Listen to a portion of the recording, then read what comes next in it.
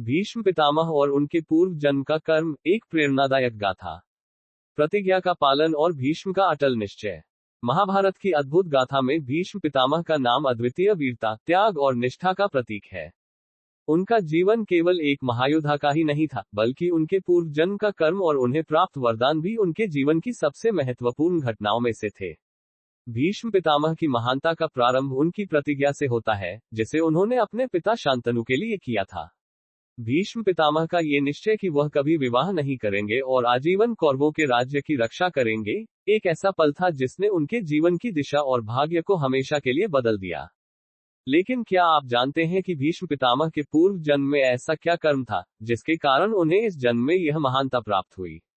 इस कहानी में हम भीष्म पितामह के जीवन और उनके पूर्व जन्म के 10 रोमांचक और दिलचस्प घटनाओं को जानेंगे, जो उनकी महानता की गाथा को विस्तार से प्रस्तुत करती है। देवव्रत का जन्म और अद्भुत कर्म का फल। भीष्म पितामह का जन्म राजा शांतनु और गंगा देवी के पुत्र के रूप में हुआ। लेकिन उनका जीवन एक साधारण राजकुमार की तरह नहीं था। पूर्व जन्म में भीष्म पितामह को एक अप्सरा के श्राप के कारण पृथ्वी पर जन्म लेना पड़ा था। देवताओं के बीच हुए एक अपराध के चलते उन्हें मानव जीवन जीने के लिए बाध्य किया गया। उनके इस पूर्व जन्म के कर्म ने ही उन्हें अद्वितीय बनाते हुए इस जन्म में उन्हें महान योद्धा बनने की दिशा दी। इस घटना ने देवव्रत के जीवन को एक ऐसा मोड़ दिया, जहां उन्हें अपने पूर्व जन्म के कर्मों का परिणाम भुगतना पड़ा, और इसी के चलते वे मानव जाति के कल्याण के लिए जन्मे। गंगा का प्रतिशोध और देवव्रत की प्रारंभिक शिक्षा। भीष्म पितामह के जन्म से पहले गंगा देवी ने अपनी संतानों को जन्मते ही नदी में बहा दिया था। ये रहस्य तब खुला जब शांतनु ने गंगा से इस क्रूरता का कारण पूछा। गंगा ने बताया कि ये सभी संतानें उनके और वसु नामक देवताओं के कर्मों का परिणाम थीं। देवताओं के श्राप के कारण इन संतानों को मानव शरीर में जन्म लेना पड़ा, और उन्हें अपने कर्मों का भोग करना था। केवल देवव्रत को ही इस श्राप से मुक्ति मिली, जो गंगा के 7वें पुत्र के रूप में जन्मे। गंगा ने देवव्रत को उच्च शिक्षा और अस्त्र शस्त्र की विद्या में निपुण किया, ताकि वे भविष्य में एक महान योद्धा बन सकें। ये घटना उनके जीवन का पहला महत्वपूर्ण मोड़ थी, जिसने उन्हें महानता की दिशा में अग्रसर किया। शांतनु और सत्यवती। भीष्म की प्रतिज्ञा का जन्म। राजा शांतनु का विवाह सत्यवती से करना चाहते थे, लेकिन सत्यवती के पिता ने एक शर्त रखी कि सत्यवती का पुत्र ही सिंहासन का उत्तराधिकारी होगा। शांतनु इस शर्त को मानने में असमर्थ थे, लेकिन देवव्रत ने अपनी प्रतिज्ञा ली कि वे जीवन भर ब्रह्मचारी रहेंगे और सत्यवती के पुत्र को ही राजा बनाएंगे। यह प्रतिज्ञा देवव्रत के जीवन का सबसे बड़ा बलिदान था, जिसने उन्हें भीष्म की उपाधि दी। उनकी प्रतिज्ञा और त्याग ने उन्हें इतिहास के सबसे महान योद्धाओं में से एक बना दिया। भीष्म का शिक्षा प्राप्त करना। परशुराम से अस्त्र विद्या। भीष्म ने महर्षि परशुराम से अस्त्र विद्या सीखी, जो स्वयं एक महान योद्धा थे। परशुराम से मिली शिक्षा ने भीष्म को अद्वितीय योद्धा बना दिया, लेकिन ये शिक्षा केवल युद्ध कौशल ही नहीं थी, बल्कि नैतिकता और कर्तव्यपरायणता का भी पाठ थी। परशुराम ने भीष्म को वह शक्ति दी, जो उन्हें महाभारत के युद्ध में सबसे बड़ा योद्धा बनने में सहायक हुई। भीष्म का ये प्रशिक्षण उनके जीवन की सबसे महत्वपूर्ण घटनाओं में से एक था, जिसने उन्हें अजेय योद्धा बनाया। अंबा का श्राप और भीष्म की नियति। भीष्म के जीवन की एक और प्रमुख घटना तब हुई, जब उन्होंने काशी नरेश की बेटियों अंबा, अंबिका और अंबालिका का हरण किया। अंबा, जो शाल्व से प्रेम करती थी, भीष्म से बदला लेना चाहती थी। लेकिन भीष्म ने अपने प्रतिज्ञा के कारण अंबा से विवाह नहीं किया, और यह अंबा के जीवन का सबसे बड़ा आघात था। अंबा ने क्रोध में आकर भीष्म को श्राप दिया कि एक दिन वो उनके कारण ही मारे जाएंगे।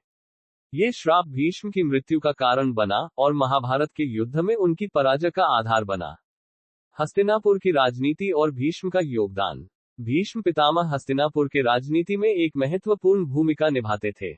उनका कर्तव्य राज्य की रक्षा करना था, चाहे वह कौरवों का पक्ष हो या पांडवों का।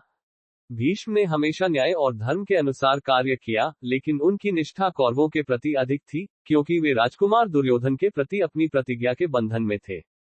भीष्म की निष्ठा और राज्य के प्रति उनका समर्पण अद्वितीय था, लेकिन इसी निष्ठा ने उन्हें महाभारत के युद्ध में कौरवों के पक्ष में खड़ा किया, जो उनकी महानता और कमजोरी दोनों का प्रतीक था।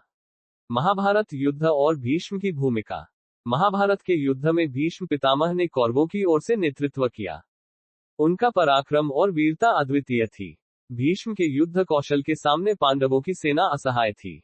युद्ध के पहले 10 दिन भीष्म के नेतृत्व में कौरवों की विजय हो रही थी। लेकिन भीष्म को पराजित करने का तरीका ढूंढने के लिए श्री कृष्ण ने युधिष्ठिर को सलाह दी कि वे भीष्म से उनकी पराजय का उपाय पूछें।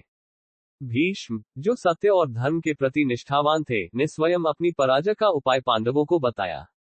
शिखंडी का आगमन और भीष्म का पतन। भीष्म की पराजय का कारण शिखंडी बने, जो अंबा के पुनर्जन्म थे। शिखंडी के सामने भीष्म ने अपने अस्त्र शस्त्र डाल दिए, क्योंकि उन्हें ये ज्ञात था कि शिखंडी अंबा का पुनर्जन्म है। शिखंडी के पीछे से अर्जुन ने भीष्म पर बाणों की वर्षा की, और भीष्म बाणों की शैया पर गिर पड़े। ये घटना महाभारत के युद्ध की सबसे नाटकीय और हृदयविदारक घटना थी, जिसने भीष्म की मृत्यु की ओर संकेत किया। बाणों की शैया पर भीष्म, मृत्यु का वरदान। भीष्म पितामह को यह वरदान था कि वे अपनी इच्छा से मृत्यु का वरण कर सकते थे। बाणों की शैया पर पड़े भीष्म ने युद्ध समाप्त होने तक अपनी मृत्यु का वरण नहीं किया। भीष्म ने बाणों की शैया पर लेटे हुए युद्ध की स्थिति देखी, और अंत में युधिष्ठिर को धर्म और राज्य नीति का ज्ञान दिया। उनके इस उपदेश ने युधिष्ठिर को एक आदर्श राजा बनने की प्रेरणा दी। भीष्म की मृत्यु, एक महान योद्धा का अंत। महाभारत युद्ध के समाप्त होने के बाद भीष्म ने अपनी इच्छा से शरीर त्यागा। उनकी मृत्यु केवल एक योद्धा की नहीं, बल्कि एक युग की समाप्ति थी। भीष्म पितामह का त्याग, वीरता और निष्ठा अद्वितीय थी, जिसने उन्हें इतिहास के महानतम व्यक्तित्वों में से एक बना दिया। भीष्म पितामह का प्रेरणादायक जीवन। भीष्म पितामह की यह गाथा हमें ये सिखाती है कि जीवन में कर्तव्य, निष्ठा और त्याग का कितना महत्व होता है। भीष्म का जीवन केवल एक योद्धा बनने की गाथा नहीं, बल्कि अपने आदर्शों के प्रति अटल रहने की प्रेरणा है। अगर आपको ये कहानी प्रेरणादायक लगी हो, तो कृपया हमारे चैनल को सब्सक्राइब करें, वीडियो को लाइक करें और बेल आइकन दबाएं ताकि आपको हमारे नए वीडियो की जानकारी तुरंत मिल सके। धन्यवाद।